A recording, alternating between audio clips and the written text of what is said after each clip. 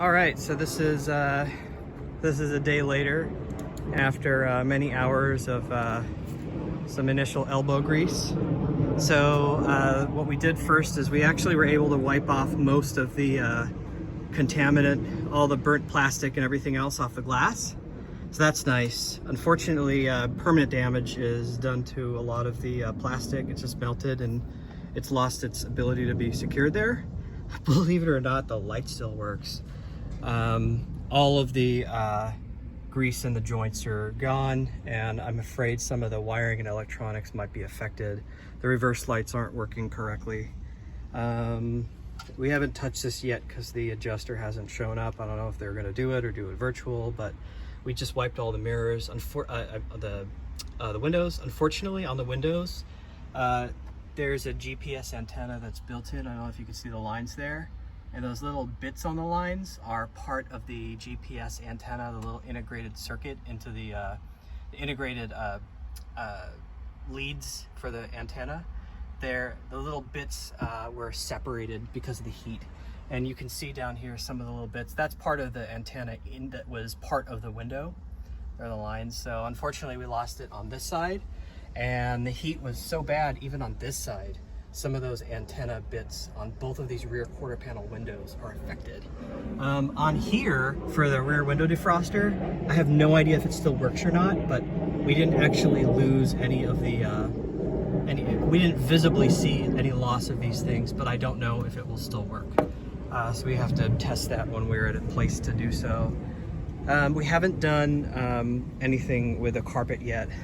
That's what we're gonna do is we'll get a little carpet cleaner and use a Chemical Guys product for that. All right, here's the ozone generator. We're getting ready to do an initial trial run of this. So we're gonna run the cable through a window, block it off with a towel, and probably give it like a 30-minute or so treatment, and then air it out after that to see if we can get rid of some of the smell. It's doing better already after an initial cleaning. So we cleaned the window, which looks a lot better. Man, even the initial cleaning was pretty labor intensive just to get it to a point where it's somewhat interactable. There's still an odor, but the odor is a little bit less. So we did I got the sunshade on here, but we did the window here. You can see a good difference because these were up when the fire happened. So we put them down and you can see just the difference between all the accumulation in the fabric materials, including the entire roof liner and anything that's fabric, just how bad the accumulation is with all of that soot. And that's what we believe all this is. This is melted plastic that got atomized in the air.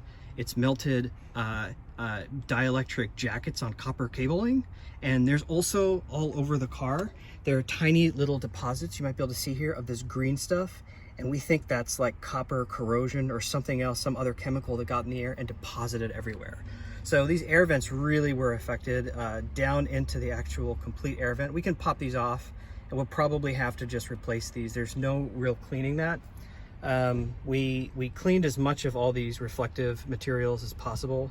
This stuff, is whatever that is, does not want to come off, which is a real shame because this was a 2011 model year Range Rover supercharged retrofitted steering wheel. This is a really higher end unit with all genuine leather wrapped, and it has these reflective bits. This was not standard for the 2004 as a retrofit, but it's a standard, completely standard airbag. We didn't mess with that for safety reasons. So anyways, yeah, it's unfortunate that our expensive custom steering wheel has been damaged. I don't think there's any getting off. Some of these have corroded into that material there. For the center console, the heat of the fire, this is crazy. So all this stuff right here, this goop, it's hardened, and the heat was so intense, it wherever there were any existing cracks, the cracks almost like seem to have amplified. There's cracks all over this now, and there's this goop that came out of the plastic. So every plastic has like you know, lubricant like integrated into it, I guess, when the plastic's made. But the heat of the fire brought that lubricant out of the plastic, and it's cracked this entire center console all the way around, and it's gooped this plastic plasticizer out of it, and it's really bizarre and weird, and there's no real cleaning it unless you heat it up, which we're obviously not going to do. So this has to be replaced, and unfortunately that's probably about a $400 or $500 part for that, and that's a pain in the butt to get out of and change, but that's gone.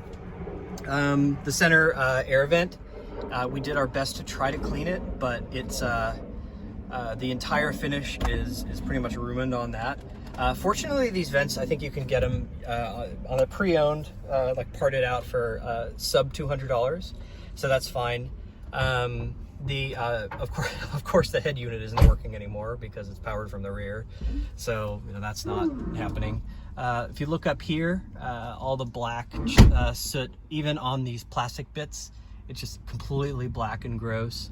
And then look up here, the heat kind of, you know, compromised all of the headliner adhesive, so it's all peeling off, and it's just, you know, it's, I'm pretty confident we're not going to be able to save that headliner. But one of the nice things is the glass in the moonroof was untouched because it was protected by this slider color cover, so that's kind of nice.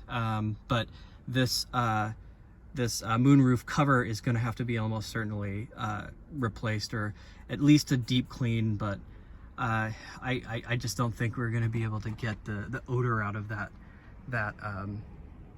material there.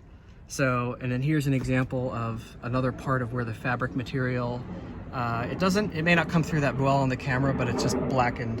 It was never that black before. It's there's just little bits all over it. Now this side, obviously it's in the front, it's much worse in the rear. If you look over there, it's real bad over there. And I don't think we're gonna be able to save those, unfortunately. But yeah. So we gave it a first go. It's already better. I mean, we can at least sit on the seats without transferring black gobbledygook all over us. But yeah, that's our initial pass at it. And yep, we'll keep it going. We're gonna do the carpet cleaning. We're gonna do the ozone now. And then as soon as the adjuster shows up and does an inventory of all the damage, then we will start pulling out all the parts and making an inventory. So that's the day after update, Rover 2, and we will keep you all updated.